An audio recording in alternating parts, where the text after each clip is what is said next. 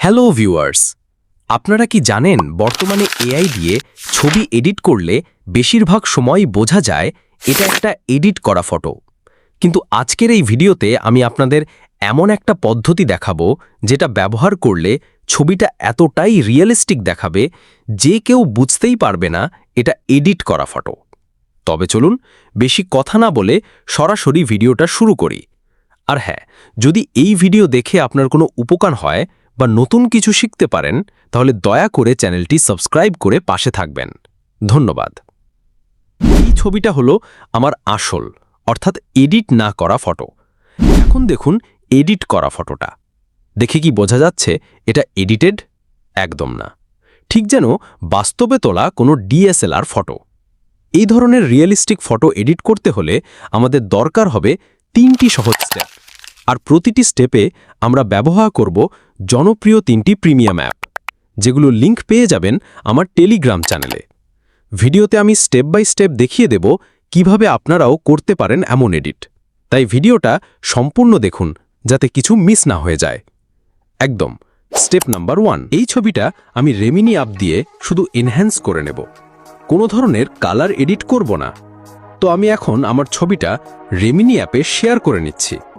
আপনারা স্ক্রিনে দেখতে থাকুন। দেখুন আমি যখন এনহ্যান্স করছি ছবিটা কিছুটা কালো দেখাচ্ছে। কেন এমন হচ্ছে বুঝতে পারছে না, তবুও আমার এনহ্যান্স করা শেষ। স্টেপ নাম্বার 2, এখন আমরা লাইটরুম অ্যাপ থেকে কালার এবং ছবি ব্লার করে দেব খুবই সহজভাবে। আপনারা স্ক্রিনে দেখতে থাকুন। আমি এখন লাইটরুম অ্যাপটা ওপেন করে নিচ্ছি। তারপর এনহ্যান্স করা ছবিটি সিলেক্ট করছি। প্রথমে ছবিটা ব্লার করব প্রিসেট ব্যবহার করে। প্রিসেটে ক্লিক করুন। এরপর আপনাদের ছবিতে যেটা ভালো লাগে সেটি সিলেক্ট করে নিন। আমি আমারটাও সেট করে নিচ্ছি।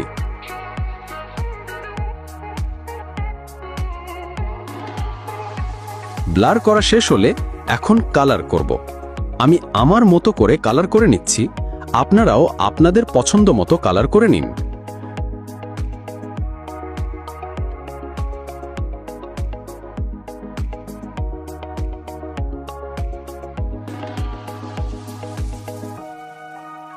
কালার করা হয়ে গেলে এখন আরেকটি প্রিসেট ব্যবহার করে নিচ্ছি।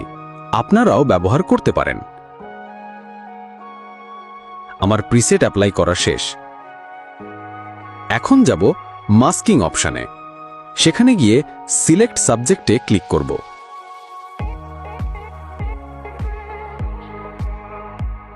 তারপর নিচে একটি অপশন আসবে, ওখানে ক্লিক করলেই ছবির ব্যাকগ্রাউন্ড অটোমেটিক সিলেক্ট হয়ে যাবে। এরপর সেই ব্যাকগ্রাউন্ডটাকে হালকা করে কালার এডিট করে নেব।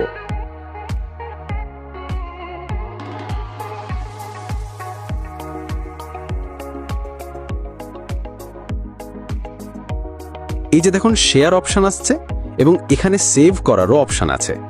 আমি এখন ছবিটা সেভ করে নিচ্ছি, আপনারাও করে নিন। এই ছিল লাইটরুমের কাজ। স্টেপ নাম্বার 3, এখন শুরু হচ্ছে মেইন কাজ। অ্যাপটি আমি আগেই দিয়ে রেখেছি আমার টেলিগ্রাম চ্যানেলে। তো লাইটরুম থেকে সেভ করা ছবিটি ক্লিক করে নিয়ে যাচ্ছি অ্যাপের ভিতরে। তারপর যাব এডিট অপশনে।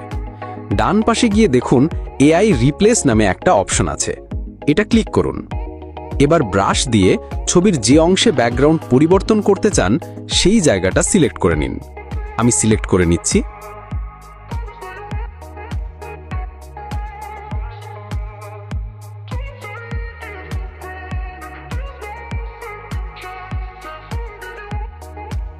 সিলেক্ট করা শেষ হলে নিচে নেক্সটে ক্লিক করুন। এখনই শুরু হবে মেইন ম্যাজিক। এখানে আপনি যা লিখবেন সেটাই জায়গা অনুযায়ী ছবিতে বসে যাবে একদম স্মুথভাবে। এমনকি এখানে বাংলা লিখলেও ঠিকমতো কাজ করে। আমি বাংলায় লিখে দেখাচ্ছি। ধরি আমি চাই আমার ছবিটা যেন একটা ব্রিজে তোলা মনে হয়, তাহলে সেখানে যদি পানি বা নদী দেখায় তাহলে আরো বেশি রিয়েল দেখাবে। তাই আমি এখানে লিখে দিলাম নদী। একটু অপেক্ষা করুন। দেখুন এআই কতটা ম্যাজিক করে নদী বসিয়ে দিয়েছে। এখানে 4টে আলাদা অপশন এসছে। আপনারা যেটা সবচেয়ে বেশি রিয়েল মনে হয় সেটা সিলেক্ট করে নিন। আমি এইটাকে পছন্দ করেছি তাই এটাই নিচ্ছি।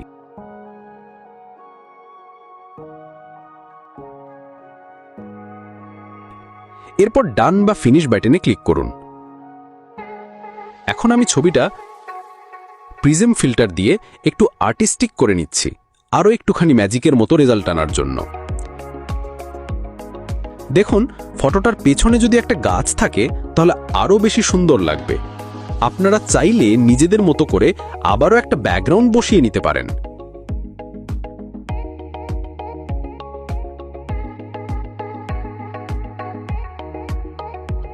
দেখুন এখন ছবিটা কতটা সুন্দর আর রিয়েল দেখাচ্ছে, একদম যেন আসল ডিএসএলআর ক্যামেরায় তোলা হয়েছে। এখন ফটোটা সেভ করে নিচ্ছি। ডান পাশে ওপরের দিকে ডাউনলোড বাটনে ক্লিক করুন। আপনারাও ঠিক এভাবেই সেভ করে নিন। দেখুন তো আগের ছবির সাথে এখনকার ছবির কতটা পার্থক্য। তো কেমন লাগলো এই এআই ফটো এডিটিং প্রসেস? কমেন্টে জানাতে ভুলবেন না। আর ভিডিও ভালো লাগলে লাইক, কমেন্ট আর সাবস্ক্রাইব করে পাশে থাকবেন। ধন্যবাদ।